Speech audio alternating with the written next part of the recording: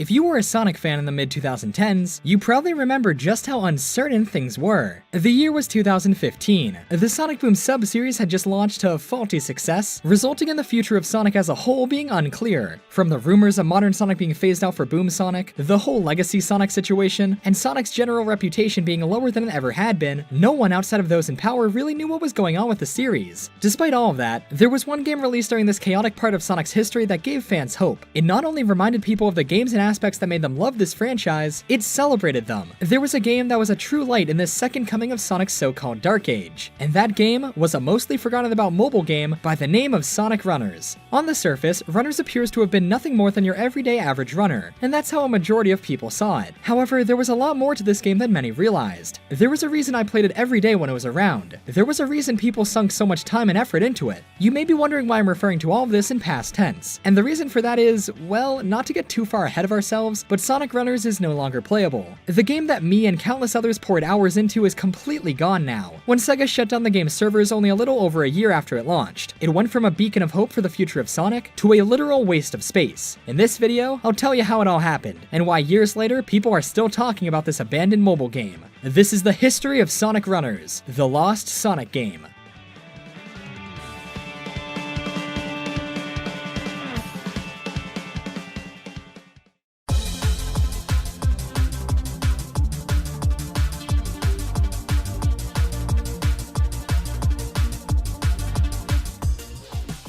Now, Sonic is no stranger to mobile games. As early as 2001, Sonic has had games for mobile devices. A majority of Sonic's early mobile outings were released on the Sonic Cafe service. Launching in 2001, Sonic Cafe was a Japanese mobile game service that allowed users to access a variety of Sonic-themed games for the low price of 315 yen a month. This service would go mostly unheard of outside of Japan, with many of the games from the service never being available outside of Japanese phones. And let me tell ya, we really missed out here. Back in the 2000s, people in Japan were playing hits such as Sonic Tennis, Sonic Racing Kart, Sonic Casino Poker, Amy's American Page 1, Shadow Shoot, and many more. A lot more, in fact. There were over 30 games released for this service, most of which are no longer playable due to the service going down in 2007. One noteworthy game from the service was called Nakayoshi Chow, which in English is Good Friend Chow. This game was similar to the Chow Adventure VMU games for the Dreamcast. In this game, you could raise a Chow on your mobile phone. Basically, it was like a mobile phone version of the tiny Chow Garden from the Sonic Advance series. That's right, in 2002, Sonic Team had made a Chow mobile game. That's something modern-day mobile devices could really use. I'd love to see this concept revisited someday. In 2005, a game titled Sonic Jump was released for the Cafe service. It would later be released in other territories under the Sega Mobile brand in 2007. As you could probably guess, this would go on to be the inspiration for the 2012 release of Sonic Jump, a pseudo-remake of the original title. This 2012 game would serve as a launching point for a number of Sonic mobile games that are still in circulation today. Sonic Jump Fever, mobile versions of console games, and of course, the Sonic Dash games. Sonic Dash is by far the most successful Sonic mobile game, and arguably one of the most successful Sonic games of all time. For comparison, Sonic Jump has been downloaded a respectable 8 million times. But in July of 2016, Sonic Dash broke 200 million downloads. Since 2013, the game has been consistently updated, adding new features, new characters, and more. While I personally haven't played it in a while, it's admirable to see just how much of a success Sonic Dash is. It's even had several legendary crossover events, such as ones with Angry Birds Epic, Hello Kitty, and even Pac-Man, in which you can play as characters from those licenses in the game. Sonic crossing over with incredibly big names like those is certainly an impressive feat. All these years later, Sonic Dash is still going. It just received a major new update that completely renewed interest in the game. It's even got a sequel. Sonic Dash 2 Sonic Boom was released in 2015, essentially being a Sonic Boom retooling of the original. The original Sonic Dash proved to be far more popular though. Sonic, being a character who is known for running, was a perfect fit for the endless running genre, and with tight gameplay, great presentation, and a ton of extras to unlock, it's no wonder why Sonic Dash is as successful as it is. While a majority of Sonic's earlier mobile games were developed internally by Sonic Team, the development team Hardlight is responsible for games like Sonic Jump and Sonic Dash. However, Sonic Team weren't done done with mobile Sonic games just yet. Sonic Dash and Endless Runner was proving to be an immense success. What if we had a game like it, developed by Sonic Team, with all of their power behind it? Could you imagine how incredible an internal Sonic Team-made Sonic mobile game could be? Not that a modern Sonic Team mobile game was ever really in demand, but it would be interesting to see how the in-house team would handle such a project.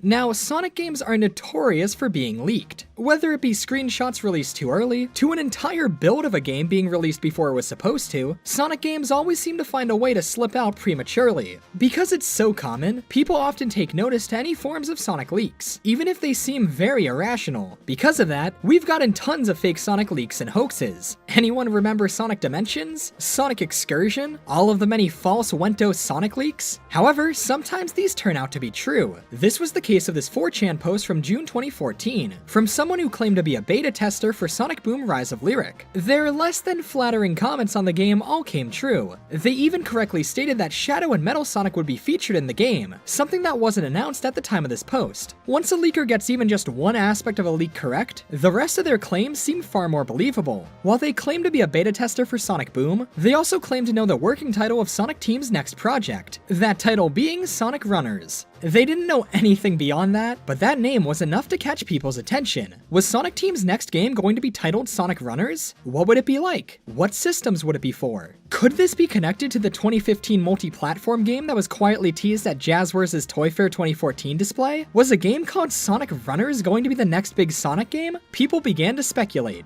Tons of rumors started to pop up, some claiming pretty ridiculous things regarding the game, all adding fuel to the Runners rumor fire. People could not wait to find out what this game would truly be about. A new Sonic Team title is always something to get excited about. As the months went on, we slowly got more and more confirmation that Sonic Runners was indeed real. The domain sonicrunners.com was registered by Sega themselves in July of 2014, proving there was at least some truth to these rumors. In November of 2014, Sega Networks created a page for Sonic Runners on their site. Sega Networks' site has many pages for Sega games, but most of those are mobile games. Was Sonic Runners a mobile game? The website didn't display much, only containing text that read Sonic Runners OK. Because of this, we knew the game would likely be a mobile game, but what form would it take? The name implies an Endless Runner game, but we didn't know for sure. Thankfully though, it wouldn't take long to finally get official news regarding the game.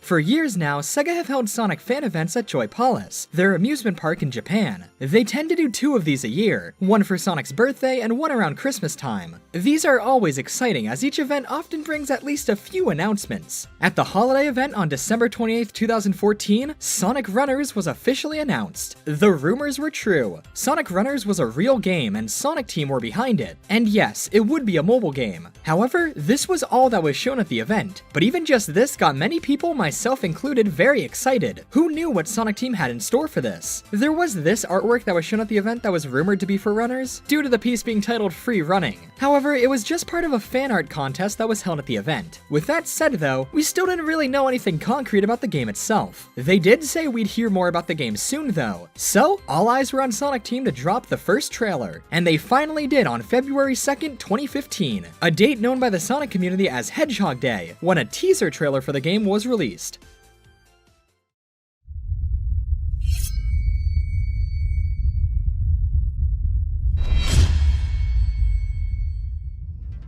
Beginning with a strangely ominous tone, this certainly was an odd way to tease your mobile game, but it definitely got people talking. The trailer begins by going through Sonic's history of 2D games, going all the way from 1991 to 2015. 2015年、誰にも止められない疾走が帰ってくる。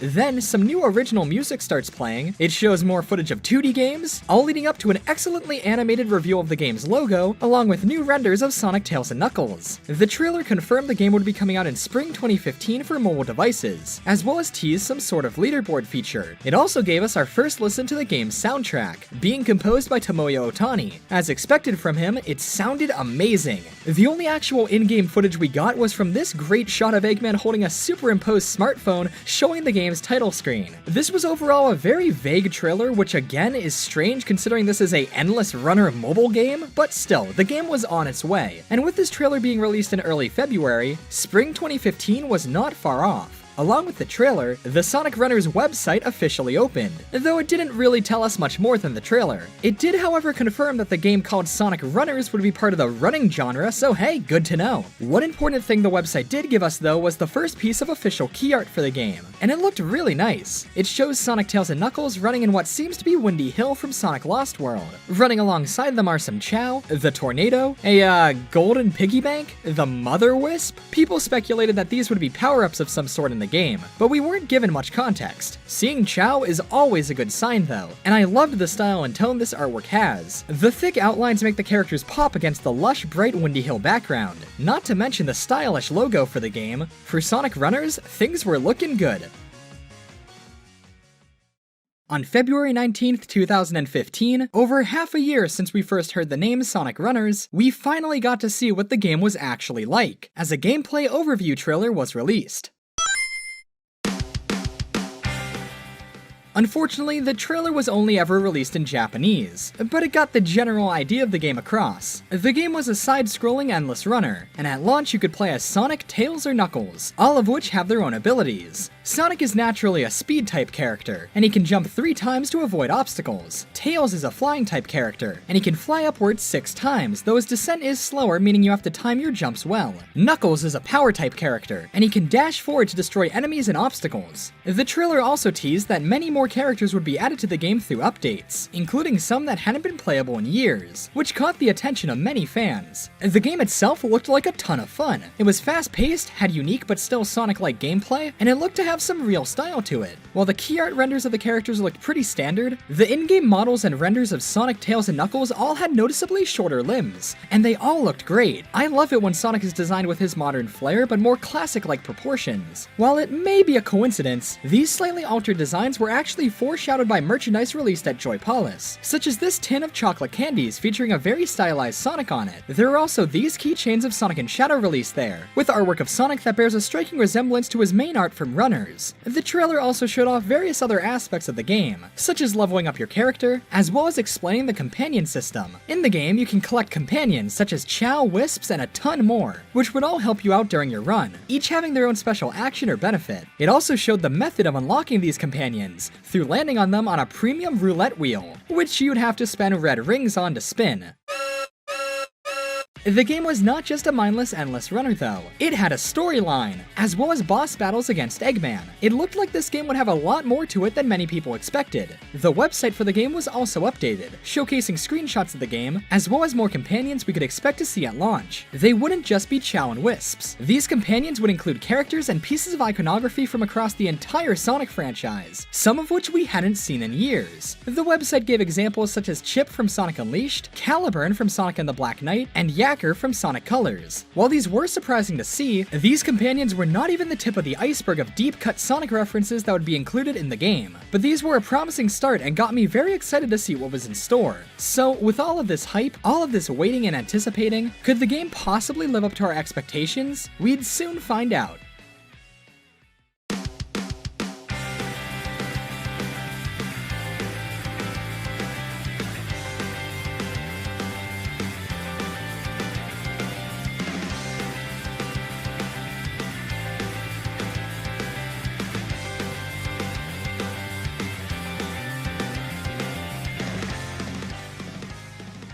Sonic Runners was released for iOS and Android devices on February 26, 2015. It was a very quiet launch and barely got any official recognition from Sega. This was because the game was initially only available in certain regions. The game was soft launched in Japan, of course, as well as Canada, likely to make sure the servers were all working correctly. This is a common practice with online-based mobile games. Animal Crossing Pocket Camp, for example, was initially exclusive to Australia, and Sonic Forces Speed Battle was soft launched in the Philippines. However, that didn't stop me and countless other people from sideloading the game onto our devices. The game wouldn't officially launch in America until months later in June of 2015. There's no way I was gonna wait that long. I live in the US, but I was playing Runners the day it came out in February. I personally used an APK to sideload the game onto my Kindle Fire the day it came out, and I had a blast. The game was relatively primitive when it first launched. The only playable characters were Sonic, Tails, Knuckles, and Amy, there weren't many companions to unlock, and the whole game was pretty basic. However, what was here was incredibly promising. The main reason so many people got into Sonic Runners was, of course, its gameplay. The controls of the game were very simple and easy to understand. Basically, the only things you could do during gameplay was jump or activate the items you equipped before starting a run. To jump, you tapped the screen. To perform your character's special action, you tap the screen again. To activate your item, you tap the item box in the bottom corner. And that's it! The items in the game were pretty standard stuff. Shields, invincibility, as well as everyone's favorite Sonic power-ups, Wisps. Yep, they're back. In fact, this is the game that explains why Wisps are in every Sonic game now, as it says that the Wisps like Sonic's homeworld so much that they chose to live on it. That's some unexpected lore coming from a mobile game. There were 3 Wisp power-ups in the game. You had the Cyan Wisp, which transformed you into a laser. During this state, you could tap the screen to gather all of the on-screen collectibles, which was very useful during gameplay. The Yellow Wisp transformed you into a drill, where you could jump out of the ground by tapping the screen. The Asteroid Wisp was the slowest of the 3, but would suck in items around it. All of these items were unique, kept the flow of the game going, and were really fun to use. The gameplay was always very fast-paced. The game was an endless runner, and would progressively get faster as you survived. Each run started pretty manageable, but after running for a bit, Eggman would show up. These Eggman encounters were less boss battles, but more bonus rounds to collect rings and red star rings. After that, you'd speed up. The game had 4 tiers of speed, with the final tier being an endurance test where no rings would spawn. You could still use stuff like shields, however, so it was pretty manageable if you were skilled enough. One of the best things about runners was that it really rewarded skill. While a game like Sonic Dash can seem unfair and unpredictable at times, Runners, at least when it launched, was pure skill. If you could time your jumps, manage your items, and use your wits, you could run pretty much forever, especially if you memorized the level chunks. As while the game was random, specific level pieces were used to make up the stages, so if you could predict what was coming, that would really help you. Jumping at the right time, bouncing off enemies and launch pads, at certain points, Runners felt more like a rhythm game. You could really get into the groove of things if you paid attention. Aiding in that rhythmic feel was the game's incredible soundtrack. You'll be hearing it all throughout this video, and it is some good stuff. Seriously, the amount of wham bam thank you ma'am get on the floor and jams this game has in its soundtrack is insane. If you listen to this game's soundtrack, you'll think to yourself, man, this was written for a mobile game? Tomoya Ohtani doesn't mess around, does he? This soundtrack was so great it even got an official physical release, which nowadays is one of the last remnants of Runners, along with some other pieces of merchandise sold at Joy Palace events. If you don't believe that Runners was all about skill, check this out. The speedrunner Dark Spine Sonic has an excellent video on his YouTube channel of him pulling off a near 3-hour run. Is that efficient? Well, beyond bragging rights, not really, though Sonic Runners bragging rights are obviously worth a ton, but the fact that it's possible at all is what matters. Sonic Runners was a game that allowed you to excel if you got really good at it, and that's what made it so much fun. It was a rewarding experience. It was a lot like the classic Sonic games in that way. Those games reward skill and allow you to blow through them if you know what you're doing. Runners let you last forever if you could handle the obstacles in your way. I think that's what made Runners such a well-designed Sonic mobile game. It took the appeal of the main series and simplified it in a way that made it easy to pick up and play. So, with such tight, addicting gameplay, there's no way this game could fail, right? Well, off of gameplay alone, sure, but this game was ambitious. Maybe a little too ambitious. It wasn't just endless running, there was a story mode you played through, as well as tons of menus. Tons of announcement prompts every time you launched the game, which by the way took a long time anyway. There was a splash screen, then the title screen. If this was your first time playing or there was an update that just came out, you had to download a patch, which took a while. Then a loading screen, then you got to the main menu, but oh wait, is there an event going on? Better tell you about it. And this main menu had a ton going on to begin with. You got a map, events, your account info at the top, challenges, ranking, the roulette wheel. I can see why some players may have gotten a little overwhelmed. The main reason the game took so long to get started is because for some reason, Sonic Team made Sonic Runners an online-only game. You had to connect to their servers every time you played. There was no way to play the game offline, at all. This makes sense for updating the game, but why did you have to be online for a normal run? Is it because of the leaderboard? Couldn't they have just synced it up next time you connected? Either way, the game always being online proved to be one of the game's biggest mistakes, but we'll get to that later. Anyway, you may be wondering, how was that story? Well, it sure was a story made for a mobile Sonic game. The story was broken into episodes, and you progressed through each episode by doing well and scoring points during your runs. There were 50 episodes in the base game. That's a lot, and a lot of the stories in here clearly weren't thought out that well, resulting in some really funny storylines. Since there's so many, I won't be going over all of them, but here are some highlights from the enriching Sonic Runners story. Spoiler warning for a game that's years old and also no longer playable. For the most part, the game's story is fairly standard. Sonic and friends discover that once again Eggman is up to no good, and they must stop him. Along the way, they meet familiar faces such as Flicky, Pecky, Pocky, Rocky, Cucky, and more. One of the main collectibles in the game are animals, who pop out of badniks after you've defeated them. If you can grab them, they add to your score. These guys are one of the main focuses of the story, and get into some wacky shenanigans. While the story can sometimes be funny, to be honest, was any of this really necessary? Did this game need a story? Most people skip the cutscenes anyway. The cutscenes don't have voice acting, they're just text boxes with profile pictures which most players probably clicked through.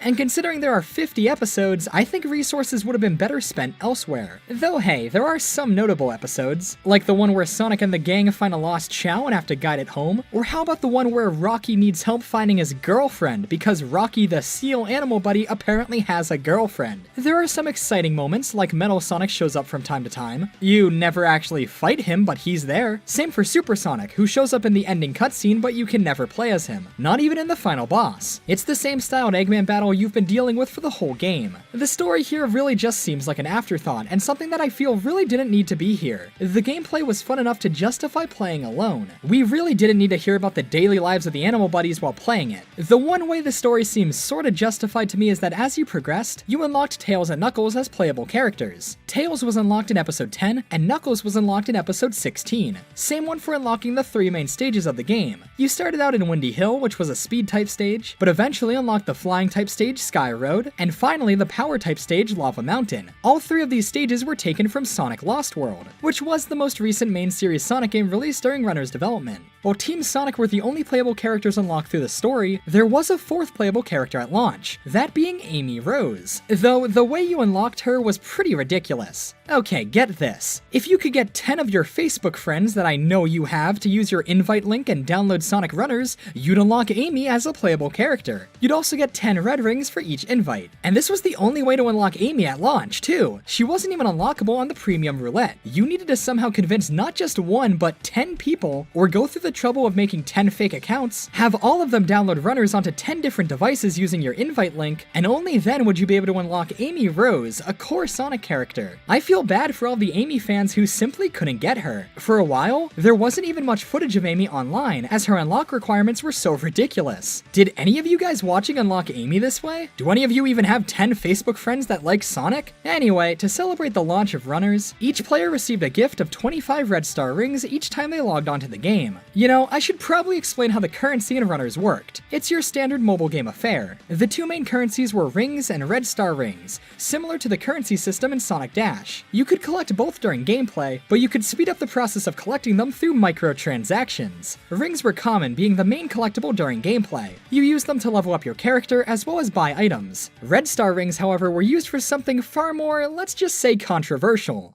The main way of unlocking companions and eventually new characters was through a random premium roulette wheel. For a steep 50 red star rings, you could spin the wheel. On this wheel, you could land on a variety of things. You could get a rare companion egg, a super rare companion egg, or while new character events were in play, you could get a character egg and unlock a new playable character. Obviously, as red rings could be purchased with real money, this was Sega's main way of making money off the game. As such, the rates for these were highly skewed to incentivize you to spend real money for more chances to get what you want. For example, whenever a new playable character was introduced, you initially couldn't simply buy them with rings or red rings, no. You had to win them on this random roulette, and new characters were often only available for a limited time. So, for example, if you wanted to unlock Classic Sonic, whose event I'll get to later, you needed to win him. Didn't land on him with the red rings you have and don't have any more? Oh, haha, that's too bad, and guess you'll just have to buy more. This created a situation where dedicated Sonic fans who loved these characters had to spend real hard-earned money on this game, and some people paid a lot. I thankfully never spent any money on this game. I sure spent a lot of time I'll never get back, but my wallet was safe with me. However, I knew a lot of people who did spend money, and honestly I could never justify this part of the game. It would have been fine if the characters were also purchasable for a certain amount of red rings. If that was the case, the roulette would have had much more of a big risk, big reward factor to it. They would do this eventually, but they really should have given people the option to just upgrade buy the characters from the start. The point is, having this randomized gacha-styled system in a Sonic the Hedgehog Endless Runner was a really greedy idea and completely took advantage of fans' desires of playing as these characters. This is especially true because Sonic Runner's main appeal quickly became less the gameplay and more the playable characters. Through consistent updates, the roster of Sonic Runners became quite impressive. This image quickly blew up Runner's hype. It came from a data mine of the game and revealed many of the planned playable characters, showing that this game was going to have a lot of content in store. We had the entire cast from Sonic Heroes as well as Silver and Blaze. Seeing all of these characters playable again in a Sonic game in 2015 was such an incredible thing to see. And this would be nowhere near the entire roster. This is nothing compared to what we eventually got. At the time of its closure, Sonic Runners had the most playable characters of any Sonic game ever released. That alone should pique your interest. Putting all of this fan service in the game was an ingenious marketing strategy, but again, locking them behind what is essentially a loot box system was such a greedy move, and rightfully soured many people's opinions on the game. I was just happy to see all of Sonic's friends back. Sure, it was upsetting when I couldn't unlock some of them, but it was awesome just to see them again. These characters were released in special limited timed events, which is what a majority of Sonic Runners updates included. Every few weeks, a new event would start to incentivize people to come back and play, whether it be to unlock new companions, play new stages, experience new gripping storylines, or of course, win new characters. Since it didn't take me or many other players long to complete the main story, these are what kept me coming back to Runners. So, why don't we go through the timeline of these events and see what exactly made them so exciting? Here's where the game gets interesting.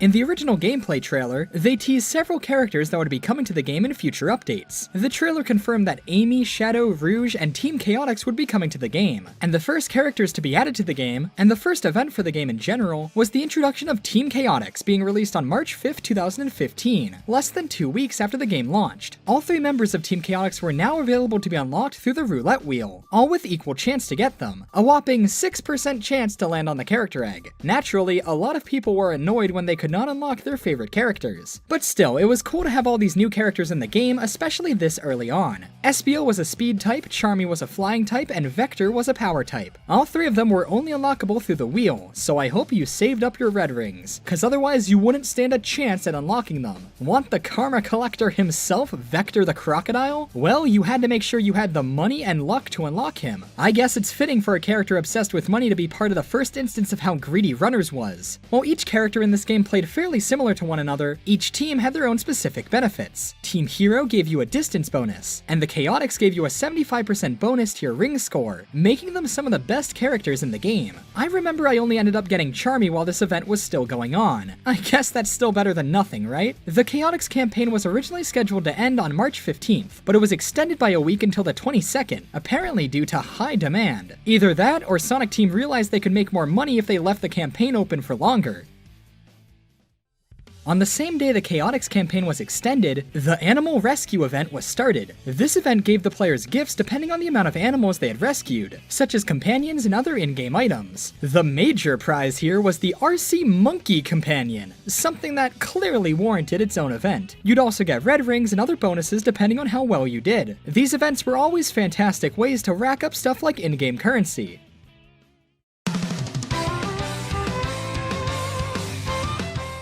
Alright, this was one of my favorites. The Windy Hill in Spring event began on March 30th, 2015, and lasted until April 6th. This was the first of many events to include a special stage. Not a special stage in the typical Sonic sense, these stages are special because they were made specifically for events. They'd also be geared towards all 3 character types, so you could succeed as anyone in them. This event's special stage was of course Windy Hill in Spring. The stage got a complete makeover, now having this beautiful pastel Easter color scheme to it, with the incredible spring emotions as its new background song. The event tasked the player with collecting Easter eggs, which, like the animal rescue event, would award the player with special bonuses if they collected enough of them. The main reward for this event was unlocking Merlina from Sonic and the Black Knight as a companion. The game launched with companions such as Chip and Caliburn, but we were nowhere near done with legacy characters being brought back in Sonic Runners. Merlina was redesigned to have a chibi appearance. This was a brand new model of the character, a character who many assumed would never make an appearance again after Black Knight. The amount of fan service in Runners this early on in its run was already insane.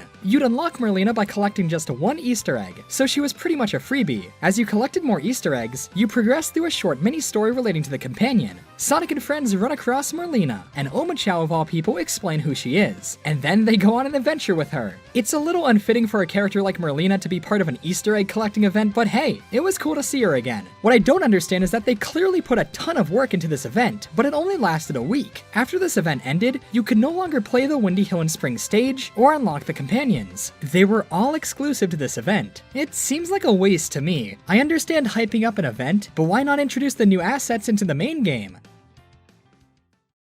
Sonic Runners was a completely single-player game, but you were ranked on a leaderboard against other players depending on your score. The leaderboard was separated into different leagues ranging from F rank to S rank. If you were one of the top members of your division, you'd level up and go to the next rank. Starting on April 15th, you got a reward for ranking up, that being Shara from Sonic and the Secret Rings as a companion. Her special ability was that after a certain combo, she'd activate an item, making her one of the best companions in the game.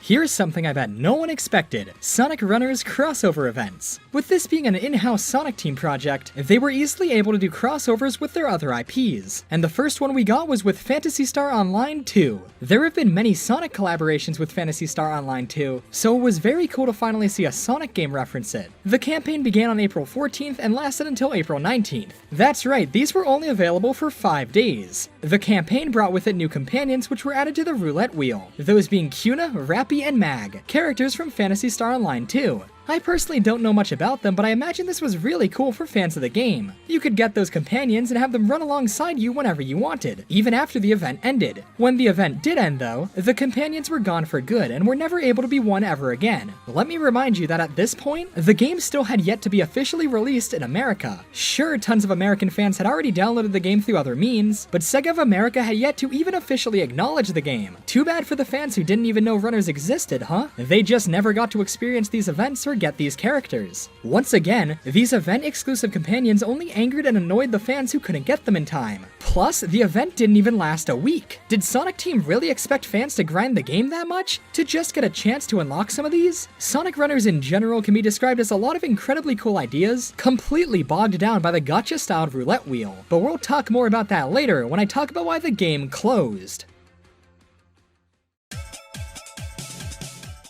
It'd be a few months until the next major event, but on June 10th, 2015, the Puyo Puyo Quest campaign began. This event was a crossover between Sonic Runners and another popular Sonic Team series, Puyo Puyo, specifically the game Puyo Puyo Quest. If you don't recognize that game, that makes sense. Despite originally being released in 2013, Puyo Puyo Quest has never been released outside of Japan, and at this point it's likely it'll never be. But it was popular enough in Japan to get a collab with Sonic Runners. This event was a lot more in-depth than the Phantasy Star one. Not only did we get new companions, we got a new character and a special stage, along with a new storyline. The special stage was Sky Road, but with falling Puyos in the background. Apart from that though, the stage was identical. The story involved characters from the Puyo Puyo series being transported into Sonic's world. We've got Sonic talking to Amity, Eggman teaming up with, Satan? Yep, that's right, meaning in an official Sonic game there's a cutscene where Eggman proudly states, "Mwahaha, I'm very grateful for your help, Satan." The event brought a new character as well. Say hello to our first variant character. It's Amy dressed up as Amity from the Puyo Puyo series. Her and the Puyo Puyo companions were only available while this event was active. This event was awesome. It was so cool to see stuff like Amity Amy being introduced into the game, and showed just how unique some of the stuff Sonic Team would make for this game would be.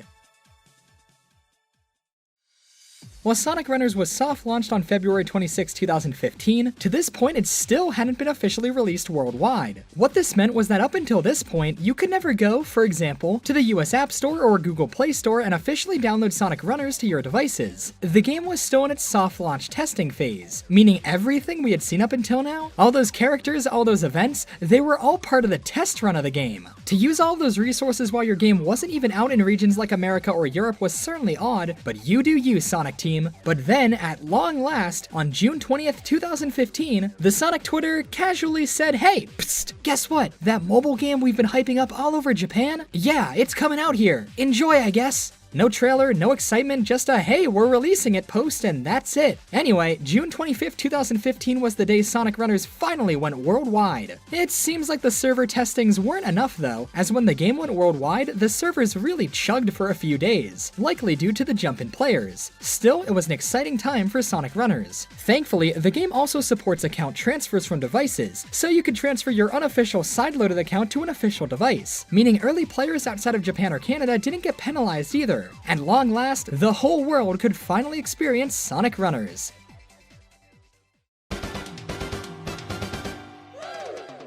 The game went worldwide just in time for June 23rd, 2015, Sonic's 24th anniversary. Not quite the big 25th, but that didn't stop Sonic Team from making a huge Happy Birthday Sonic event for runners, which began fashionably late on June 26th. This event was first shown off at the Sonic 24th anniversary party at Joy Palace on June 19th, 2015. It introduced Classic Sonic as a surprise new playable character, as well as some really awesome companions. At this Joy Palace event, runners had a huge focus. They announced stuff like the birthday event, as well as the release of the Sonic Runners OST. To advertise that, they had an actual live performance of songs from the game. Sounds like a pretty great event to me. As for the in-game event itself, it brought lots of cool additions to the game. As for the companions, we got a Sega Genesis, a cartridge which was Sonic 1 locked onto Sonic and Knuckles, very cool, and my personal favorite, the Death Egg. Yeah, you ever just go on a walk with your pet Death Egg? You could do that in Sonic Runners. I remember people got really excited about Classic Sonic being added, as this was before games like Mania and Forces made him a very common inclusion. This was also the point where a lot of people started to spend a lot of their money to get red rings to land on him on the roulette. I personally did not, but I also didn't unlock him during this event, which I remember was really upsetting. He was such a cool character. While he played exactly like normal Sonic, even down to his typing, he had completely new animations based off of his games. They really put a lot of effort into him. Classic Sonic's description reads, "The Genesis-era Sonic, who collaborates with the modern Sonic in Sonic Generations." I also really love his model in Runners too. He looks much closer to Japanese Classic Sonic compared to how he looks in Generations and Forces. A new character and companions were not the only thing this event brought though, as we got another special stage. This time it's Windy Hill decorated in birthday supplies. Streamers strung along the ground, balloons in the air, confetti flying everywhere. It was a really fun idea for an anniversary event. This event tasked the player with collecting birthday cakes, and as you collected them, you'd unlock the Genesis companion, as well as progress through a new birthday-themed storyline, in which Sonic and all of his friends celebrate his birthday. Well, that is until Eggman kidnaps all of them and you have to rescue them. There were a lot of really great moments in this one that I'm sure fans really enjoyed reading. Most of the main Sonic cast were featured here, including the likes of Shadow, Big, Silver, everyone. The Happy Birthday Sonic event lasted until July 7th, and Classic Sonic left the roulette a few days later on July 10th.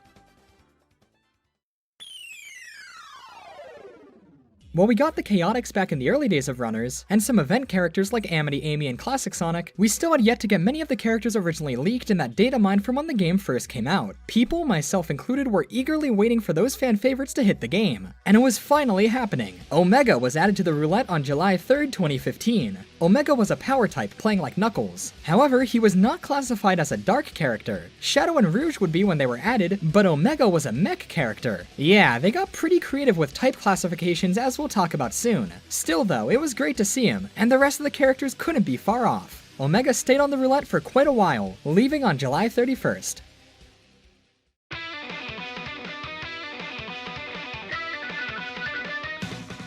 Summer 2015 brought a ton of new special events to runners, so let's go through them. Starting on July 16th, this one was a lot more unique than the previous special stages, as it included a completely unique stage, Desert Ruins from Sonic Lost World. The stage also brought with it one of the funkiest jams on the Runners OST, Fiery Passion. Fun fact, an unfinished version of this song was found in the files of Runners when it first went live. This version that you're hearing right now sounds slightly less refined than the final version of the song, and was originally thought to be for Tropical Coast. Even this early version section is still an absolute jam. While Shara was a reward for scoring well in the rankings, a Razor Jin was released as part of this event, being rewarded to you if you collected enough treasure. This event's collectible. His ability was that for every 1000 combo you got, he'd give you a shield, which was super useful for runs that lasted past the no ring section. Along with him, on the roulette you could get the companion's magic lamp, as well as oh my gosh, a desert chow. Come on guys, how did this game fail? The new storyline for this event involves a Razor Jin actually helping out Sonic & Co. When introducing him, Omachow says, "This is a Razor Jin. He used to be an evil wizard who tried to take over the world, but he was sealed away by someone called the Blue Savior." Wow, these are the callbacks Sonic fans live for, and you could find them in this mobile game. Runners was a perfect place for stuff like this. A constantly updating mobile game with events was a perfect place to fit in fan service. What was cool about Runners though was that most of the games it referenced were more recent games, ones that barely get any callbacks nowadays. That's why the inclusion of companions like Chip, Caliburn, Merlina, and this guy really made fans happy. If only their distribution was a little more fair to allow fans to actually get them in the game, but hey, it's the thought that counts, right?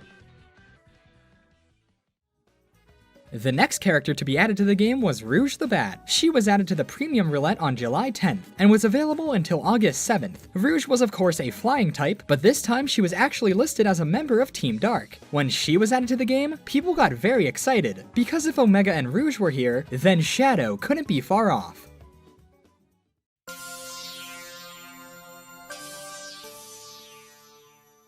That's not all of the characters released in July, however. Sonic Team surprised everyone as on July 24th, 3 new characters were added, and get this, you could actually purchase them. Purchase them with red rings, exactly what everyone had been asking for since the game launched. However, as you could probably guess, there was a catch. These weren't normal characters. These were so-called beginner characters, and were intended for new players. That's right, Silver the Hedgehog, Cream the Rabbit, and Big the Cat are all classified as easy characters. Easy characters have their running speed lowered by 10%. I guess that makes the game easier, but that also means your score with them would never compete with scores from other characters, making them not very viable in the leaderboards. So to all of you die-hard Sonic Runners competitive players who love these characters and were looking forward to playing as them, too bad I guess. But hey, at least the entirety of Team Rose was in the game now.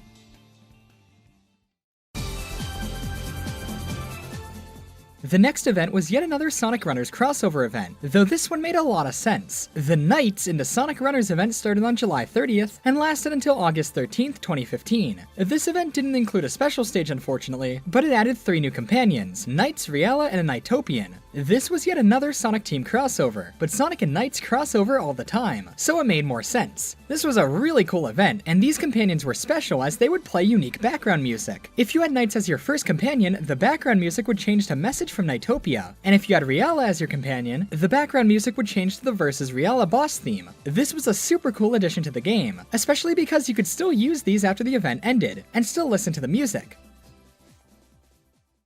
While Rouge was on the roulette until August 14th, Blaze the Cat was added on July 31st. I remember Blaze being one of the few characters I actually managed to unlock off the roulette, and wow, what a relief it was to finally get a new character. While the roulette was a manipulative, greedy way of unlocking things, it sure gave you that sweet rush when you unlocked something like a character. Blaze was a power type, which made sense, but she was actually categorized as part of Team Rose. That's interesting. For the record, this Blaze was the Blaze from Sonic Rush, and not Sonic 06. Remember that for later.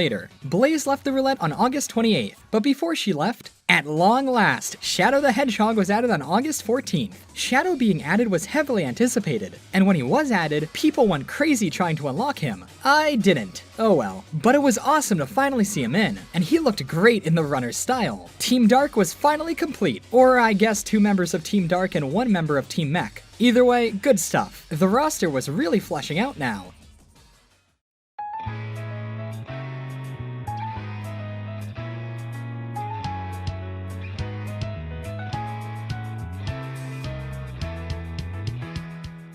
The Tropical Coast event wrapped up the summer with a new special stage, new music which was fittingly titled End of the Summer, and new companions. This was just like the Desert Ruins event, as the Tropical Coast stage was completely new. And just like Desert Ruins, it looks great and was a great change of pace for the game, considering the main 3 stages were all we ever got outside of these events. I seriously can't think of why they wouldn't add these special stages to the main stage lineup, at least eventually. This event's deep-cut Sonic character was the Mother Wisp from Sonic Colors. She was unlockable by collecting pearls in the special stage, stage. You could also unlock a blowfish transporter, as well as oh my gosh, a marine chow? Yeah, so again guys, how did this game fail? The event lasted from August 20th to the 27th.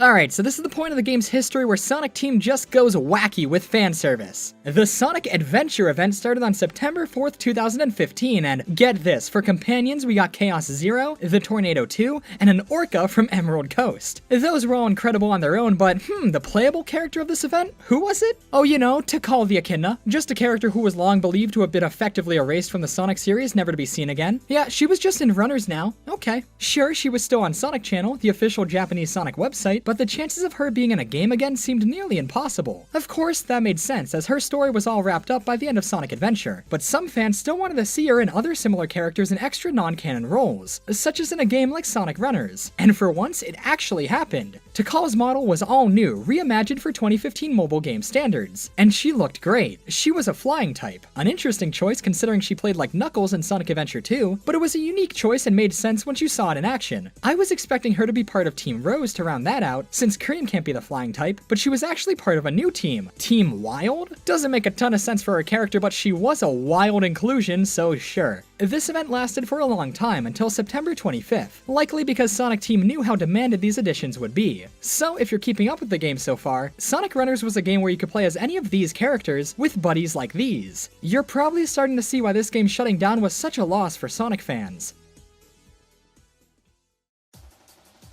He was prominently featured in the game's story mode as one of Eggman's helpers, but on September 11th, 2015, Metal Sonic was finally a playable character. And with that, every character from that original data mining leak was now in the game. As you can imagine, Metal Sonic plays exactly like Sonic, being a speed mech character to go along with Omega. While his playstyle isn't very interesting, his design here is. The Metal Sonic in Sonic Runners doesn't look much like modern Metal Sonic, instead looking almost identical to how classic Metal Sonic looked in Sonic Generations, apart from his body. Because of his body shape, we can tell he is modern Metal Sonic, but his head especially looks very classic. I know every character in Sonic Runners had been redesigned a little, but Metal Sonic looked very different. Maybe it's just because his color blue isn't as dark as it's normally shown to be. Either way, he still fit the game very well and was an awesome addition. On September 18th, we had our first returning event. They brought back the Animal Rescue event. While our hero, RC Monkey, didn't come back, the new companions that were available were all Chow, so that makes up for it. Let me tell ya, there were a ton of Chow variants made for this game. Can we please get a plush line of all of these or something? Chow have so much potential. The event itself was more or less the same, but here's something completely unexpected. Remember how Amy was originally only available through Facebook invites? Well, she was now purchasable. That's right, she wasn't on the roulette. She was purchasable with red rings. 300 of them, so she wasn't cheap, but still, what an improvement. As the months went on, more characters became purchasable through this method, such as Team Chaotix and Team Dark. And not until after months of people being annoyed by not being able to get them, but still.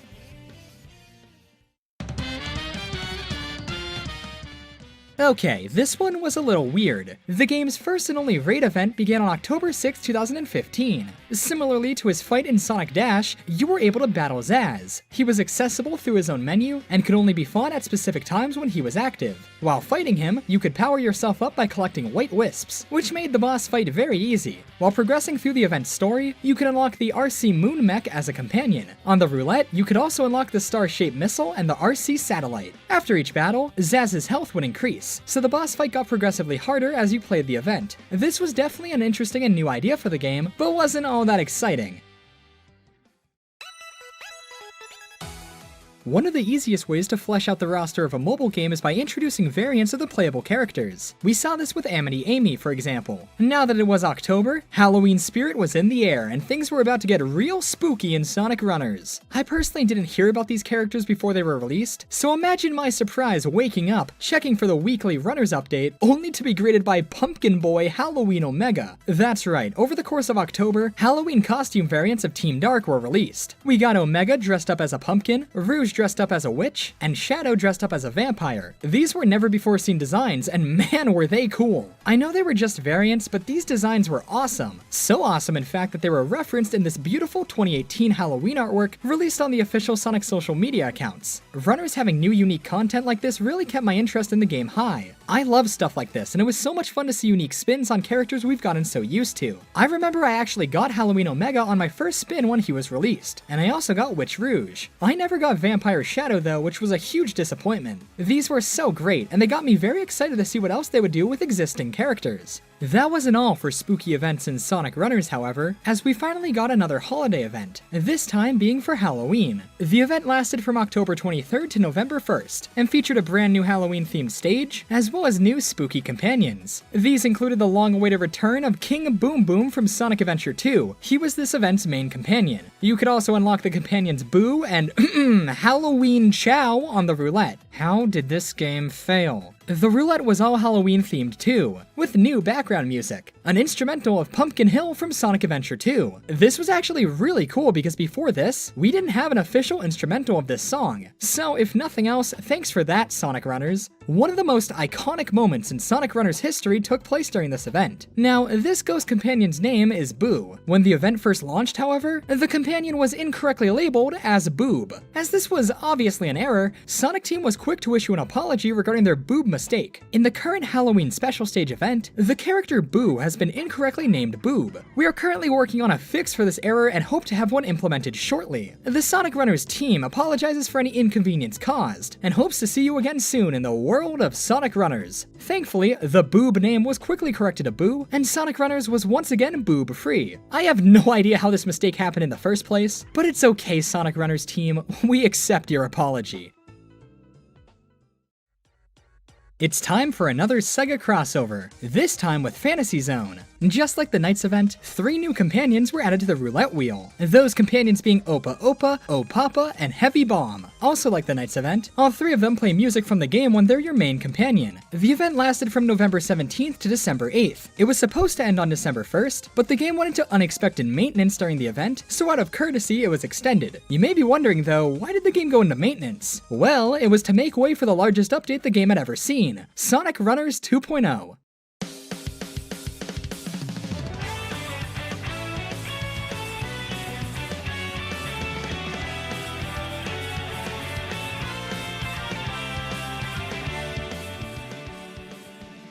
Sonic Team, always one to fix what isn't broken, set out to essentially relaunch Sonic Runners not even a year out of its original release, with a huge 2.0 update. Sonic Runners was by no means a perfect game. Sure, there were the occasional glitches, but the game, when it worked, was a great time. But apparently, it wasn't enough for Sonic Team. They had big plans for the next update of Sonic Runners, and on November 27th, 2015, the Sonic Runners 2.0 update went live, and completely overhauled the game. The biggest addition to the game was a completely new mode, Time Mode. This mode involves you running as far as you can within the allotted time. You can increase your time by picking up these clocks that would add a couple seconds to your timer. It was an alright mode, but nothing too exciting. There was a matchmaking system where you and other players could compare times, and if you beat them, you'd get a couple red rings as a prize. That mode was cool and all, but when I say the game as a whole was overhauled, I mean it. For example, all of the companions were nerfed? First off, they increased the max level of every companion from 5 to 10. This created a load of problems. Say you maxed out a companion from an event. Since it was exclusive to that event, how are you supposed to get it to level 10 now? Answer? You just couldn't. Also, the max ability of a companion at level 10 was sometimes lower than it was at level 5 before the update. This annoyed a ton of fans who tried their hardest to max out all of their companions. You're telling me they have to completely redo all of that? For no reason? The menus also looked completely different, and during gameplay, they introduced something downright evil. If you could last long enough in a run to reach the section with no rings, get this. Random unavoidable spike walls would show up and just kill you, and there was nothing you could do about it. Ah, yes, Sonic Team, I too love punishing players when they do well. Thank you.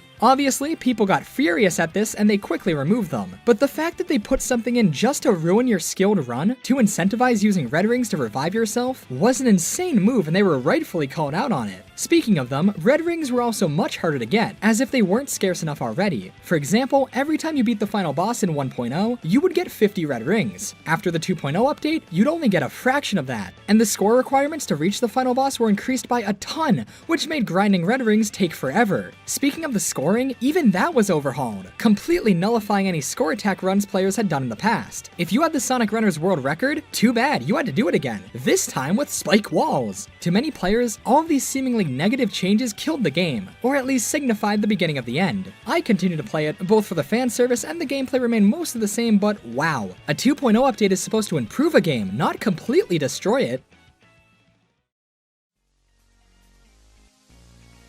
It wasn't all doom and gloom with version 2.0. The game was still being supported, as could be seen with the new characters that were introduced. The original playable Silver was a bit of a disappointment. Sure, him being slow was true to his Sonic 06 appearance, but fans of the character who wanted to excel at the game couldn't use him as he would hinder their score. That's where this comes in. Say hello to ESP Silver, a completely new form for the character made for Sonic runners. Here's what his character description reads. Following his split with Blaze, Silver has grown stronger and has discovered his true power. To all the Silver fans watching who never knew about this, isn't this the coolest thing ever? His design is the same as regular Silver, but now he always has this pseudo-telekinetic glow to him, signifying that he's stronger than base Silver. ESP Silver is a flying type, and his class is future, not easy. For some reason, his run speed is still 5% slower than the other characters, but he was much better than the original Silver. His description is what's most interesting about him. Following his split with Blaze implies that this stronger Silver is from after the events of Sonic 06. But that didn't happen because 06 was erased from the timeline. And the Blaze in Sonic Runners is from Sonic Rush, so I guess this is a what-if scenario? That's cool with me. It's nice to be able to know what would have happened to Silver after the events of his story in Sonic 06. It's interesting though that they would tie in Runners with 06 at all, and this would not be the last reference to the game, not at all. ESP Silver is meant to be a more grown-up, fully realized Silver, and you know what? New lore like that for characters is awesome. Why'd it have to come from a mobile game? I'd love to see an idea like this explored in the main series. And in case you were wondering, yes, you could have a run where you have a team of Silver and ESP Silver together, just like how you can have Sonic and Classic Sonic, Amy and Amity Amy, etc.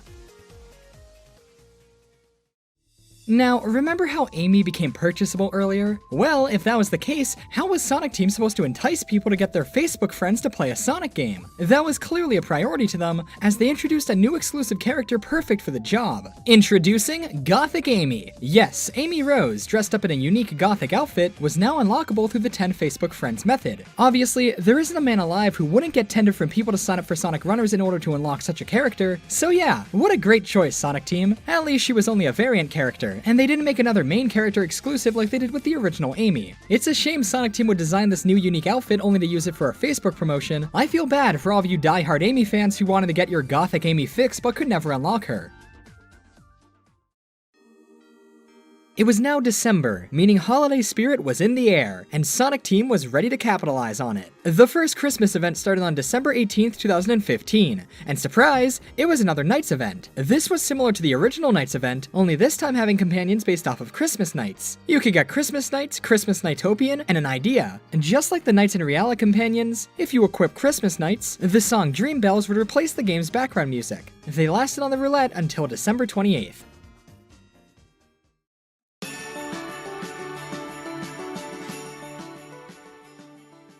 Christmas time is always a time of giving, and because of that, people tend to spend the most money during it. Sonic Team clearly knew this, as they put a ton of work into the Christmas event for runners. We got 3 new characters, new companions, and even a new special stage. First up, the characters. Christmas variants of Team Sonic, looking absolutely amazing. Sonic's in his Santa outfit we've seen on several pieces of artwork and merchandise. Tails is dressed up like an elf, and Knuckles, oh man, Knuckles is dressed up like a reindeer. These played the same as the normal characters, but man, do those costumes make a difference. The companions were pretty cool too. We have the Yeti, the Christmas Yeti, and an Arctic Chow. How did this game fail? The special stage was pretty great too, having an incredible looking Christmas aesthetic. The best thing this event brought though was the special stage's music, called Magical Snow Day. It might be my favorite song from the soundtrack.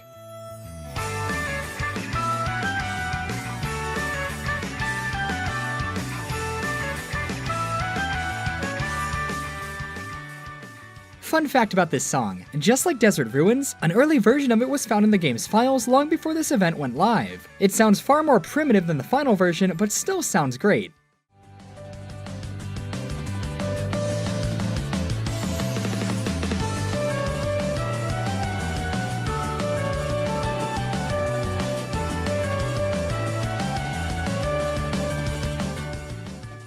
Imagine making this and then thinking, nah, that's not good enough. Tomoyo Otani, you spoil us. Unfortunately, the stage was only available in time mode, so you could never really fully appreciate the stage, and absolutely couldn't appreciate the song as it's longer than most timed runs lasted. However, to see them still supporting this game as much as they were, almost a year into its run, had to be a sign of the game being successful, right? Even with the less than favorable launch of 2.0, going into the new year, it seemed like runners would run for a long time to come.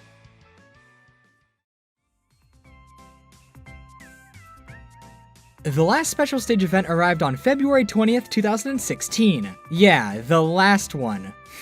Another winter-themed stage, Frozen Factory, was added to time mode. Unfortunately, unlike previous events, there was no new storyline nor any new companions. But still, it was another new stage, so woohoo! It being limited to time mode was once again annoying though. This was actually the last new stage we ever got for runners, as after this, we'd only get returning events converted to time mode stages. Yeah, nothing too special about these stages anymore.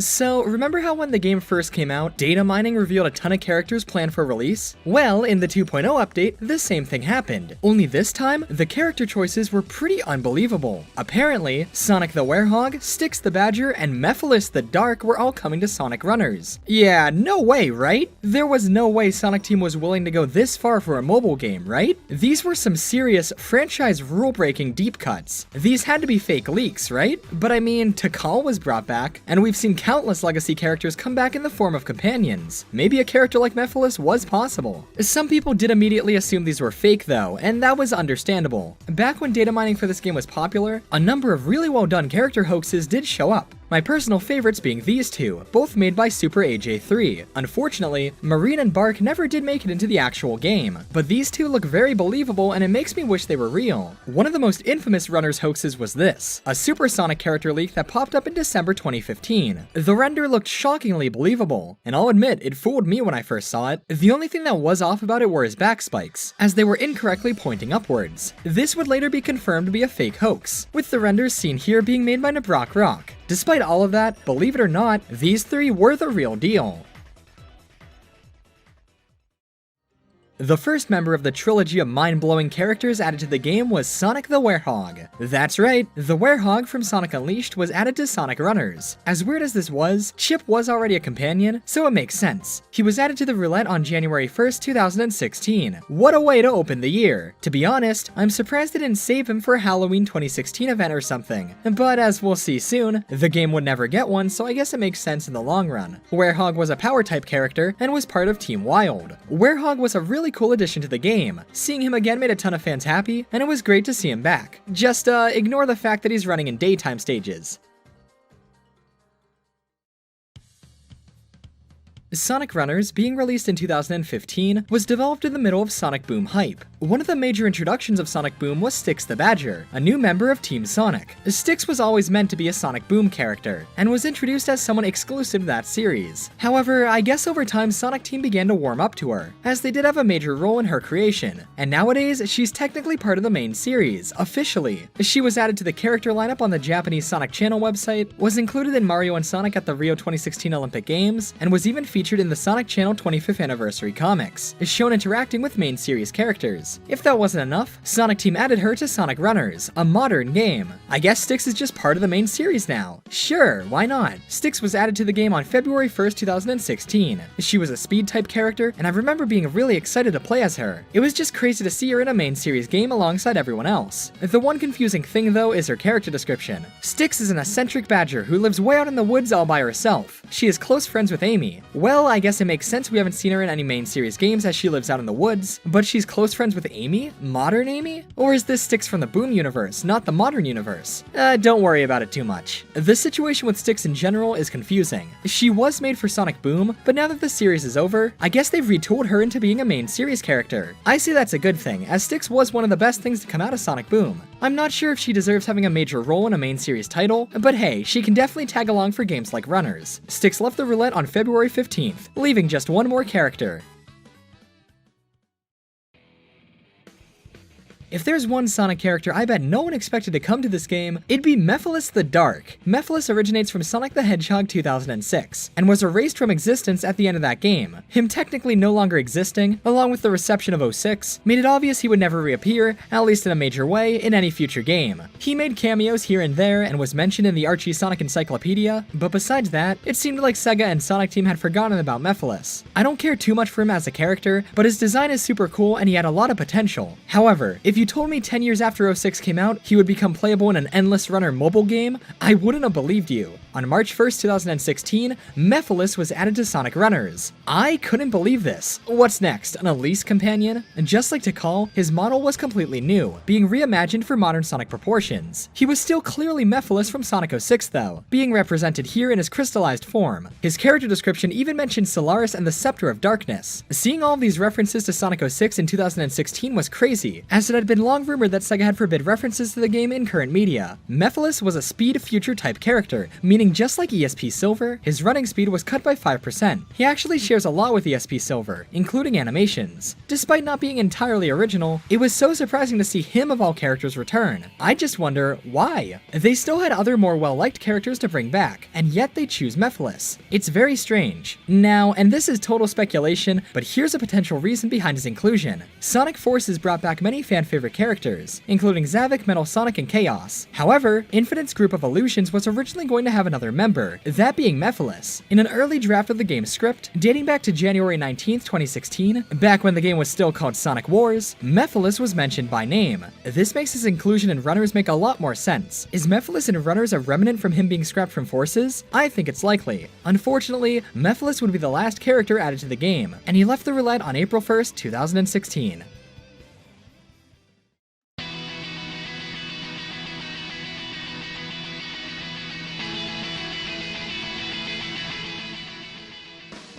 While Sonic Runners continued to receive updates well into 2016, it was apparent early on in the year that something was up. As exciting as the new characters were, it was strange that Sonic Team dumped them out so quickly into the year, especially Werehog because like I said, he'd be perfect for a Halloween event. They also could have saved Mephiles for a huge Sonic 06 event, like they did with Tikal. He's not someone you would just normally drop like that. In 2016, we barely got any new events. They were almost all retreads of previous events, just with the special stages now in time mode, if they were included at all. We didn't get any new story content and barely got any new content period. The best we got in terms of new events were these background music events, where during the event, a special song would play during gameplay. Okay, saying that out loud, that sounds super lame, but it was nice. They had events for Sonic Adventure, Sonic Adventure 2, Sonic Heroes, Sonic Colors, and Sonic Unleashed in that order. An instrumental version of those games' main themes played. You're hearing the instrumental of Endless Possibilities right now, which came from the Unleashed event, the last substantial event the game ever got. In the 2015 Sega Network's financial report, they reported how well their mobile games were performing. Despite all of the hype, all of the excitement, Sonic Runners was deemed a failure. This meant the game was likely just barely pulling in 30 million yen a month. Compare this to Puyo Puyo Quest, which was pulling in over 500 million yen a month. While 30 million yen is still decent, considering how much time and effort clearly went into developing Runners, I bet Sega just saw it as a sinking ship.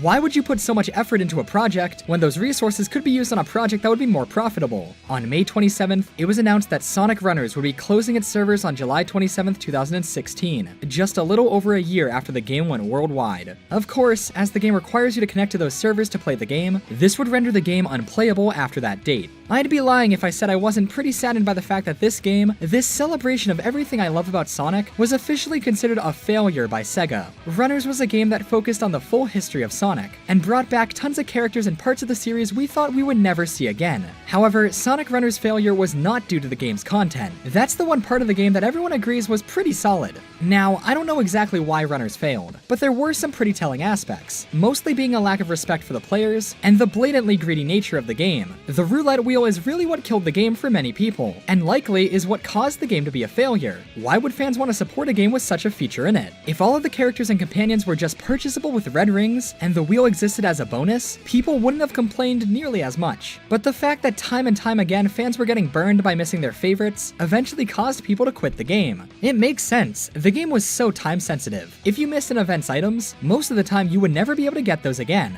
While most of the characters did eventually become purchasable through red rings, some never did. When Runners closed, I barely had any of the roster. There were so many I never got to experience, and that's really sad to me. So, July 27th came and went. The servers quietly shut down, and that was the end of Sonic Runners. Years later, this is all still really sad to me. It's upsetting that all of this effort, all of this talent had to go to waste. If only the game's unlock methods were just a bit more tasteful, or at least if the game was just a little more subtle about it, maybe things would have been different. I really do feel bad for all of you recent Sonic fans, or even those fans who completely passed on Runners when it was available. You guys will probably never be able to experience it. We will never be able to play Sonic Runners, at least in its original form, ever again, and that is incredibly sad to me.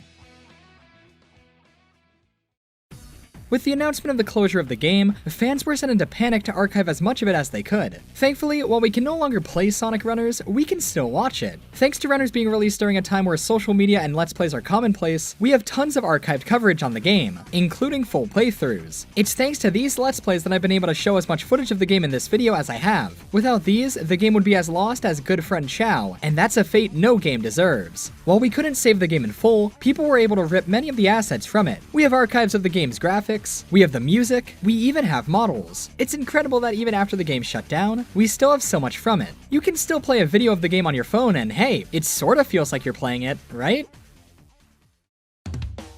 Nowadays, many games are online-based just like Runners. Many modern games have online-only features that require you to be connected. While this can be beneficial in the moment, when the game is no longer seen as profitable or even simply popular, the developers can easily shut down the servers, and make the game you may have sunk hours into completely unplayable. A recent example of this is Club Penguin. Launching in 2005, Club Penguin was a server-based MMO, one that I personally played a lot when I was younger. Despite all of the memories, all of the friends I made there, all of the money I spent on memberships, Disney pulled the plug on the game on March 29th, 2017. Thankfully, Club Penguin has a huge dedicated fan base, and with the help of some incredibly talented fans, you can still play Club Penguin, or at least a replica of it, today. Club Penguin Rewritten is a recreation of the original game, and as far as I can tell, it's a perfect copy. The thing is, people do have access to the files from Runners. The game is still available to be downloaded. If someone could crack the code and get a fan server going, we'd be able to play it again, and that almost happened at one point. On the same day the game shut down, Sonic Retro user YouArePwned announced that they were working on a Sonic Runners fan server. Sega has closed the official servers for Sonic Runners, but it is not time to give up just yet. Called Run Run, this fan server teased to have stuff like custom events, maybe even custom characters, continued support for the game by the fans, for the fans. A proof of concept demo of the server was released that allowed you to play in time mode. I played it, and it worked. I was playing Sonic Runners in October 2016, and sure it was primitive, but it worked. We could still play Sonic Runners. Unfortunately though, the Run Run server was announced to be cancelled not even a month after that beta test came out, with the creator citing lack of time, interest, and popularity as the reasons it shut down. But if it worked before,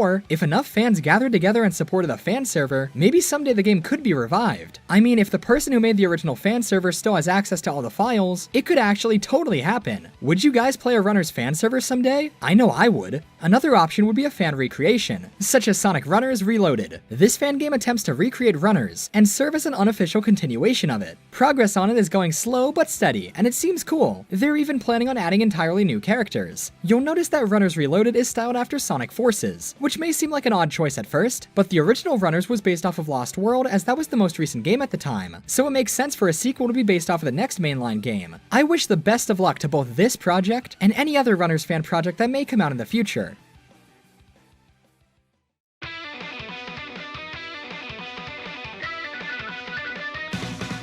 So, that's it, right? The game's been long gone, and everything we can do to save it has already been done. This should be the end of the Sonic Runners story, or at least it seemed that way until this showed up. Much like the original Runners, a spiritual successor to the game, titled Sonic Runners Adventure, was leaked. It was apparently being developed by Gameloft, and would be a retooling of the original game and engine. Now, Gameloft is notorious for lazy, low-effort mobile games, and people were worried this would ruin the original game. Unfortunately, their suspicions basically all came true. While the gameplay is the same, the game has been completely overhauled. It's no longer an endless runner, now having specific objective-based levels. There's also a new story, with cutscenes featuring lifeless 3D models of the characters. Speaking of which, the game has barely any playable characters. Runners had all of these. Adventure has Team Hero, Team Chaotix, Team Dark, and that's it. This game was made off the remains of Runners. Why couldn't they have repurposed all of the characters? Or at least all of the main ones? Why aren't characters like Silver, Blaze, and Team Rose playable? The game completely sucked all of the style out of Runners. They got rid of the black outlines. Come on! That wasn't just an aesthetic thing. The outlines made it easier to see everything. Now it's just sensory overload with Runner's Adventure. I mean, compare these. This is personal to me too, because actually, you know how my thumbnails always have outlines on them? That's thanks to the look of Runners. It's what inspired me to use them, as it taught me that outlines make things pop. But hey, Runner's Adventure did get rid of the premium roulette, so that's good. Too bad they took away most of the content from the original, including much of its appeal. The game is like a reanimated corpse of the original, with everything that made it so fun stripped away from it. It's not a good sign that on the game's official release day, the best thing I did to celebrate was make this My Name Jeff edit for Twitter, and you know what? I'd say this image pretty much sums up my thoughts on the game. I mean, I bought it, I sure paid $5 on the Gameloft store to play a revived Sonic Runners, but man, what a disappointment. And the worst part is that this game has been out for years, and sure you can still buy and play it, but they haven't added new content to it at all. Those 9 characters are all we've had since launch, and we've never gotten more episodes. Knowing Gameloft, I expect it to remain this way. They wouldn't bother with updating the game after launch, but they did release a version of the game for Java devices? Yeah, I'm not making this up. They completely rebuilt the Runners engine to work on Java phones, and made everything in the game sprite-based. It seems the game actually works pretty well, and it's crazy to see such a faithful conversion of the game to far less powerful devices. But as for the main game, Sonic Runners Adventure seemed dead on arrival, and that's a shame. It's too bad the Sonic Runners saga has to end on such a sour note, at least for now.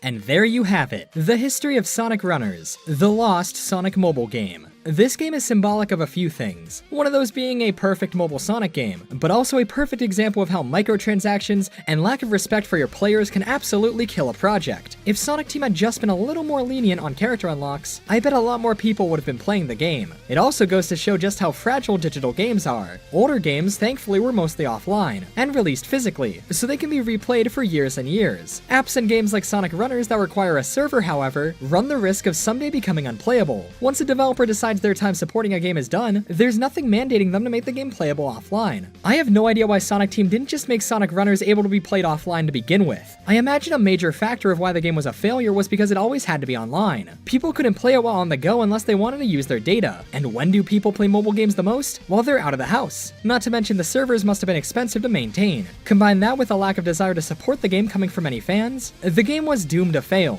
But man, did it try. One of the menu themes from Sonic Runners is titled Ambition, and Sonic Runners was certainly ambitious. Constant huge events and updates, the base game already being a ton of fun, an incredible soundtrack that sounds like it came from a major Sonic game. This game had it all and really had the potential to become something huge. Unfortunately, the game, despite all of its positives, let the negatives overtake it. Sonic Runners 2.0 only made things worse and drove many players away. It wasn't surprising when Sonic Runners died, but it was sad. The main thing that gets me down about the game's cancellation is that we'll never know what else they were gonna do with the game. When Runners first came out, these cutscene profiles were found in the files, depicting brainwashed characters and even new characters, a metal Espio and a terrifying metal Eggman. We'll never know what these were intended for. Maybe they were planning to introduce 50 more episodes eventually? Who knows? We'll never know what other special stages the game would have gotten, or perhaps most saddening, we'll never know what other characters would have joined the game. Characters like Marine, Emerald, and the Babylon Rogues were all safe bets, as they're all on the Sonic Channel website. Along with that, it's also likely that they would have included characters from new games as a form of promotion. Infinite could have been such a cool playable character, and they could have done a full Sonic Forces event. Maybe for Mania Plus, we would have seen Mighty and Ray be added to the game. Runners is clearly non-canon, so they really could have done whatever they wanted. Oh well. I'm sorry to all of you watching who never got to experience this game like I did. This game really means a lot to me because it came out right when I started my YouTube channel, so all of my memories of my early days are linked with Runners. A lot of my earliest friends I have in the Sonic community I met through Sonic Runners. I have a ton of memories with this game, but I'll probably never be able to relive those memories. With all of that said, while Runners is gone, we do have another game that fills a similar role.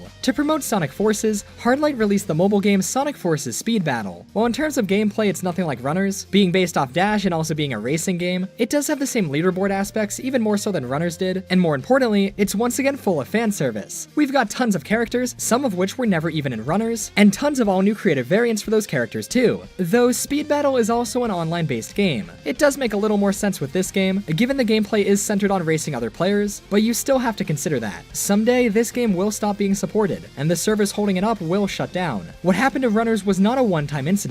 There are tons of games I used to play that are just gone now. Enjoy Speed Battle while you can, because someday, it'll likely meet the same fate as Runners, and be nothing more than a happy memory. Sonic Runners is a great example of not knowing what you have until it's gone. Every time I've seen this game mentioned, people always say how much they miss it and how much they wish Sega would bring it back. People really did care about this game, but not enough people apparently. On the bright side, there is always the chance that maybe someday, a new fan server for the game will be made. It's unlikely, but if it was worked on once, it could be done again. Will it happen? We don't know, but if the demand is there, it could. While Sonic Runners was a game bogged down by way too many mobile game practices, it had a ton of heart and lots of passion, and I would love to see it come back in some form. One that's better than Runner's Adventure at least. Who knows? Maybe someday we'll run again.